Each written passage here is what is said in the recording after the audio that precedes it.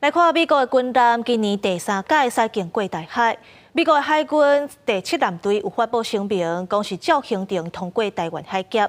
不过5日空总统的就职典礼就要到啊，时机较敏感，有引起讨论。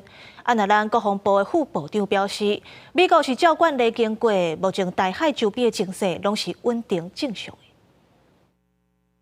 美国海军第7舰队面册侧白暗时发布声明，表示下卡一只波克级的飞弹驱逐舰海尔赛夫照规定行程通过台湾海峡，是美国军舰今年第3摆经过大海，因为都是5日空总统就职进程，时间点引起联想。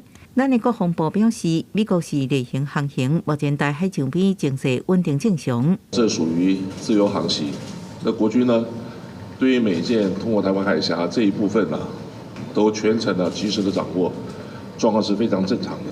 对于有利于区域和平稳定的各项行动，我们都给予支持。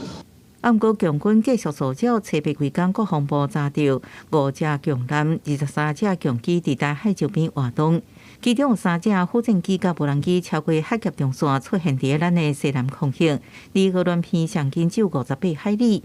面对中国威胁，美国国会议员关切，那强军犯台夺取台积电对美国有什么影响呢？ What happens if China invades Taiwan and locks down the South China Sea to American commerce and takes over TSMC? It would be absolutely devastating. Right now, the United States buys 92% of its leading-edge chips from TSMC in Taiwan.